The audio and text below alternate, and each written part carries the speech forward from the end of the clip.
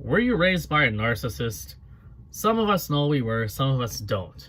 And in this video, we're going to go through 15 ways being raised by a narcissist can affect you in your life.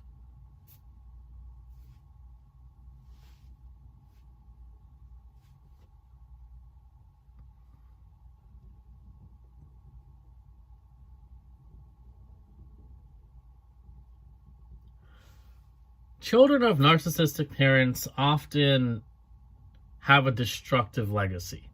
So if you had a narcissistic parent, per se, that legacy may affect you in ways that can be pretty hard to spot. And I've met a lot of people like this. They don't really know that they had a narcissistic parent growing up. Heck, I'm so convinced my parents are narcissistic, but that's a different story. A key step to letting go of an unhealthy relationship and unhealthy upbringings lies in breaking connections between how you were raised and your present day self, like your unwanted behaviors, how you are in adulthood or teenage life or wherever you are at your current point in life.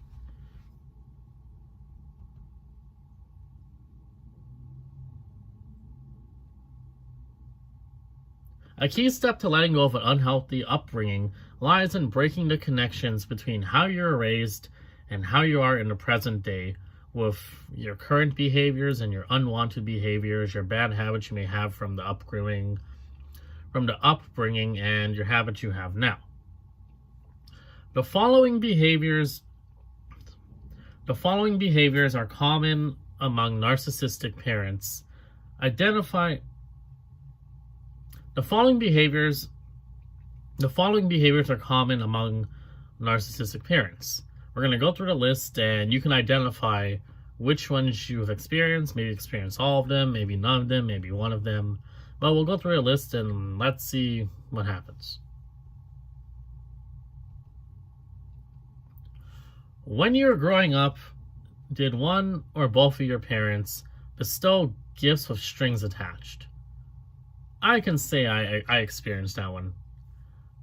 The second one. So, the next point. Tell you to trust them, then disappoint or betray you. That is a pretty big red flag too. A lot of people I know have experienced that one. The next one, no. Okay. Dominate conversations or hog the family spotlight. Seem rarely satisfied with you. That one is also a pretty big one too with narcissistic parents. They're never satisfied with what you do. You can be an A+ student, track star, actor, whatever, right? And they still won't be satisfied. Criticize or undermine your decisions and choices. That one hits pretty close to home too. And that one I know can bring up memories you don't want to remember and different thoughts, especially if you try to push that stuff away to the back of your head. Thinking about it can make it come back out again. Seem to take delight in spoiling your good moods or big moments. They seem to take delight in spoiling your good moods or your big moments. They also seem emotionally immature or clueless about others' feelings. That's a pretty good one too.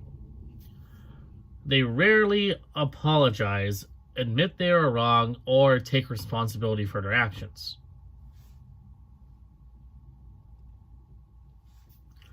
They always need to win. They're sore losers. They'll win no matter what it takes, even at your expense. They forbid you to disagree with them or punish you for doing so.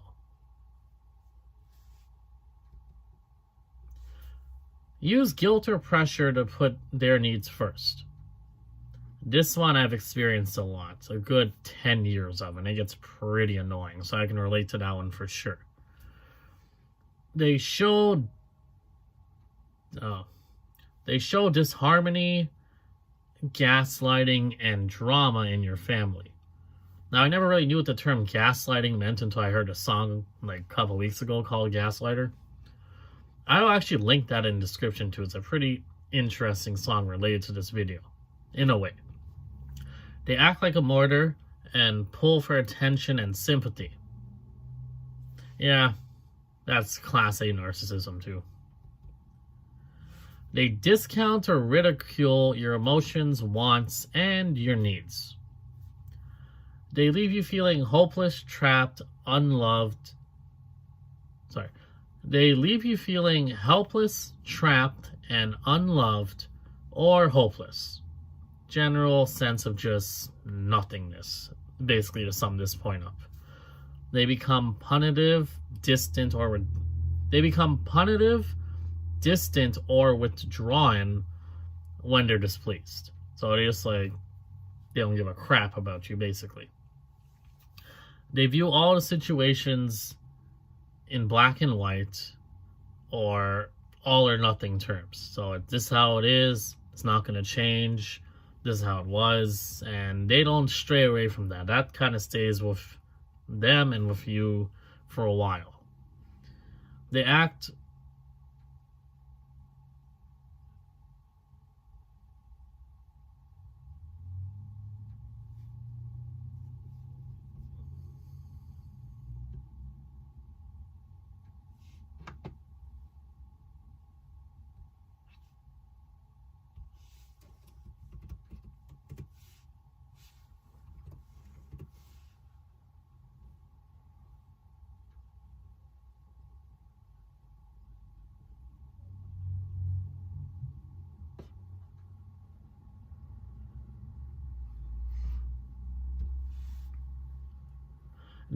generous to outsiders, but ignore your needs. And the last point for this list is they seem hypertensive to real or imagined slights.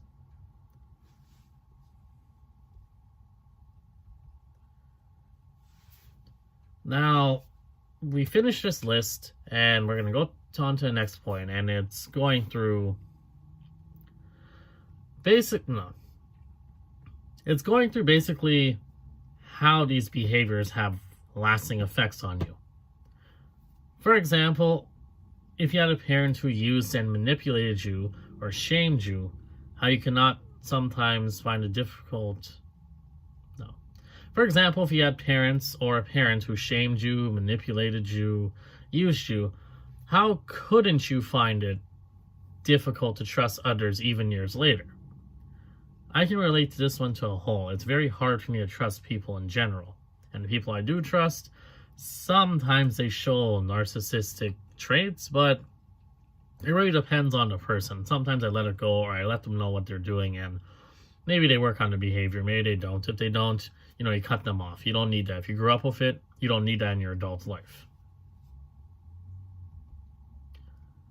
If you weren't consistently seen or valued for who you were, doesn't it make sense that you might feel triggered when you feel discounted or misunderstood as an adult? Yes, it does. It does make a lot of sense, actually. If you have difficulty making decisions, perhaps it's connected to a parent ridiculing or second-guessing all your choices that you've made up until now. And now we're going to go through some examples of unhealthy patterns that you may experience in adulthood, along with how they can connect to what you experienced as a child. So as an adult, do you sometimes find it difficult to let go, laugh, or be spontaneous? If you answered yes, the possible connection is you've had controlling, self-absorbed, unpredictable behavior from your parents during your upbringing, and that keeps you on a high alert for self-protection. Do you feel undeserving? If you do, that's also can be related to a parent treating you as a second-class citizen, or like you're nothing, you're small, you're worthless. You get the gist. Get comfortable when good things happen. Get uncomfortable when good things happen. Possible connection for this one, your parents spoiled every good moment in your life with selfish behavior, or they gave you attention or gifts with strings attached.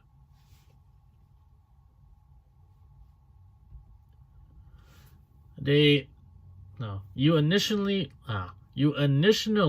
idolize people you meet, then inevitably feel let down by them. If you answer yes to this one, again, this can be because your parents acted more generous to outsiders, but they ignored your needs. You feel anxious about confrontation with others. This one is a pretty big one too. With a lot of people I've talked to, they said this. And the connection could be your parents isolated you or punished you for speaking up and standing up for yourself.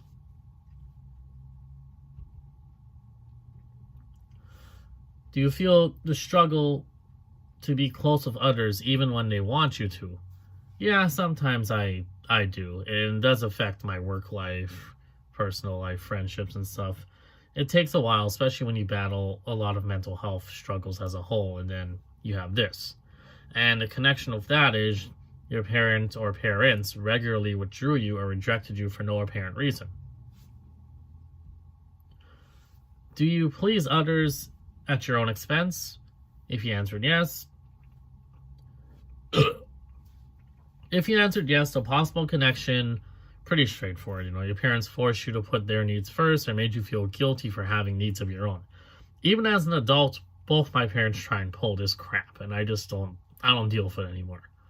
Like, I have children of my own. I can't afford to be like that. So I've kind of worked on this point and as a whole, like, a lot. But sometimes, it still comes up. It lays dormant with this one, pleasing others at your expense. Sometimes it takes a while to go, sometimes it never goes. It'll go away, but it'll come back. And sometimes you can't control it, you just have to learn to cope with it.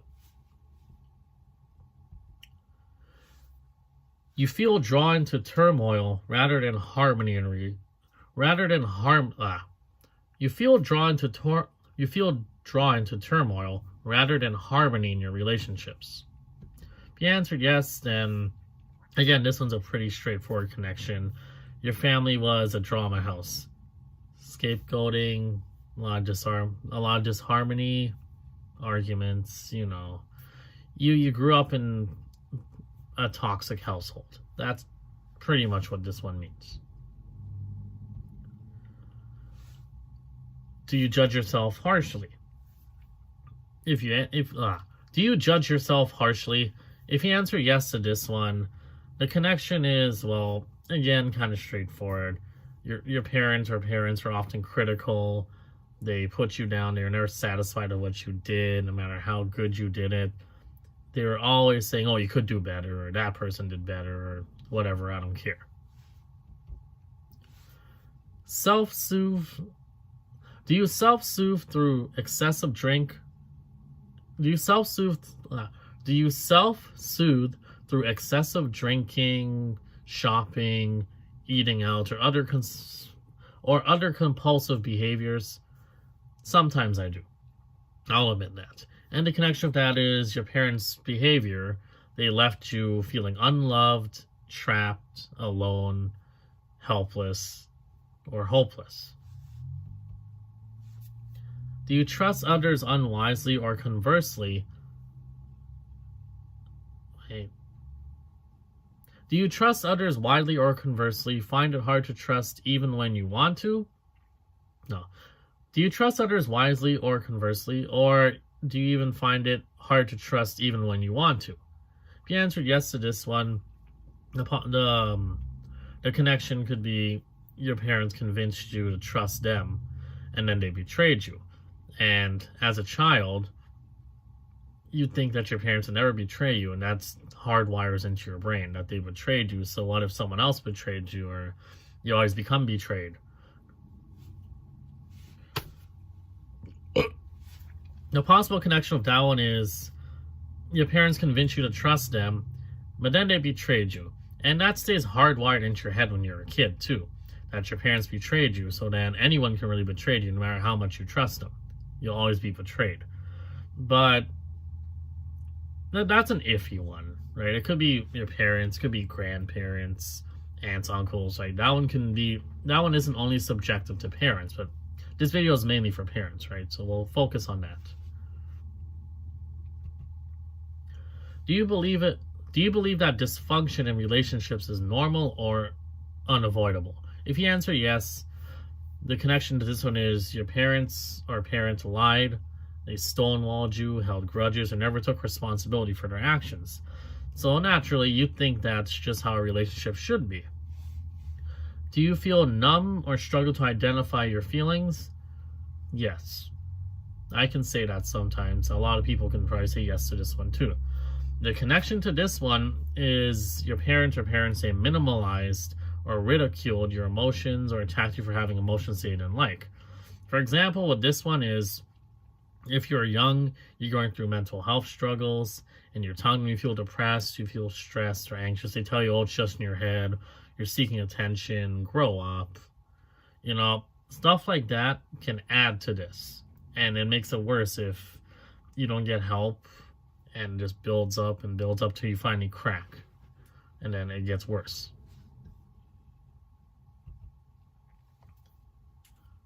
Do you view other people as fragile or view yourself as too much to handle? If you answer yes to this one, the general connection because your parent or parents acted like a martyr or became unhinged by your healthy independence. So they don't like that you're independent, and they acted out on it.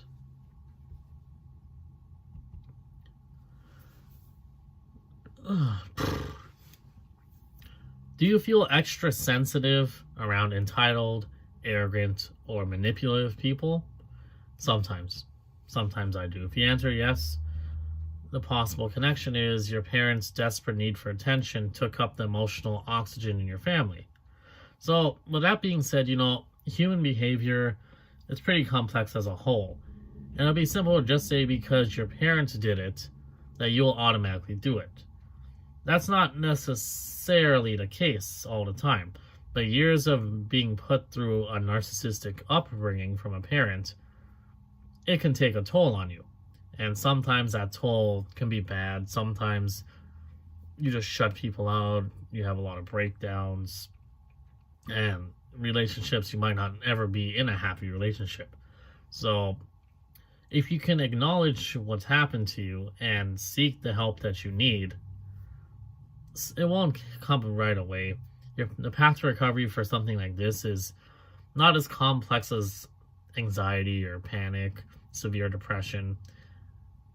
It could be like all roped into one, but breaking free of the narcissist, like breaking free of this kind of like upbringing, especially because it got wired in as a child, it takes time. It took me 10 years, but I've been getting better. Remember, as children, acknowledging family dysfunction when we have little power to do anything about it, it can be devastating. As a result, you may ignore unhealthy patterns. You believe what you see to be normal. You blame yourselves or you seek a means of escape. And that's how you get children who act out, become bullies, different things.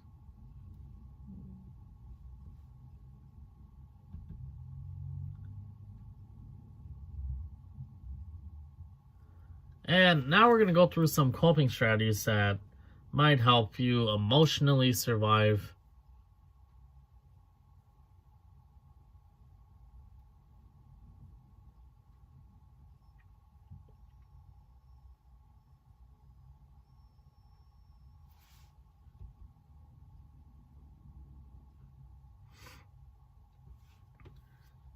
Okay, so all in all, you know, having a difficult upbringing, it can take a toll, but it doesn't mean that you can't be fixed, you're irreparably damaged, or that your life will always be difficult. We're going to go through some coping methods that you can go through that can help you better understand how to break free.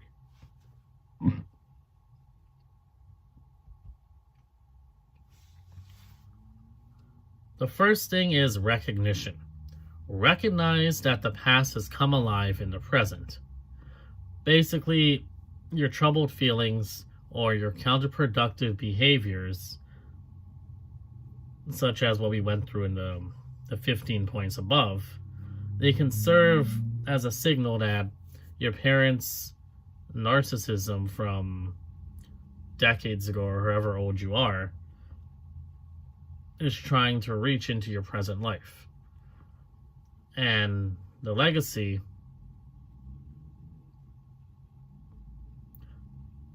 that legacy might continue forever. It's within your power not to let it continue. Place responsibility and accountability correctly. So basically, you have parents, basically narcissistic parents may have blamed you for their problems and taken advantage of you for their own gratification. But let's be honest, your parents were adults and they were accountable for all their actions, no matter how much they may have avoided taking responsibility. At the same time, you're an adult now and you're accountable for what you do with your life. Seek support. There's nothing wrong with getting help, going to counselors. There's websites too, like BetterHelp, a lot of free resources online, people you can talk to. There's a lot of mental health helplines online, and they can help you better understand what you're going through. Psychotherapy is awesome. I've done it. Just having someone to talk to, having an outlet to let it out. That's the best thing you can do for something like this, and it will help you. Might not help you right away, but go to a couple sessions, do a couple things, do breathing exercises, do breathing exercises, go exercise is also the best way to help unwind. There's a bunch of different things. I'll leave resources in the description below.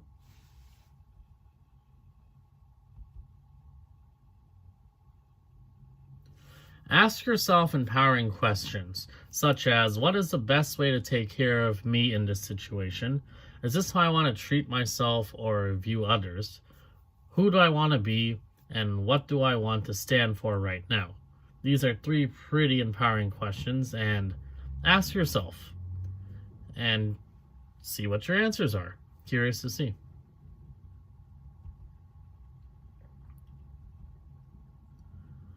If all else fails and you're unsure what to do in any given situation, simply ask yourself what your parents might do in the same situation or may have told you, and then do the opposite. Chances are you won't go wrong by doing the opposite of a narcissistic parent's self-serving advice or put-downs. And with that, we've come to the end. Of the video. Let me know what you think in the comments below. Give it a like, give it a subscribe. And any video ideas that you guys want me to do, leave in the comments below. Thank you guys again, and I'll see you in the next video.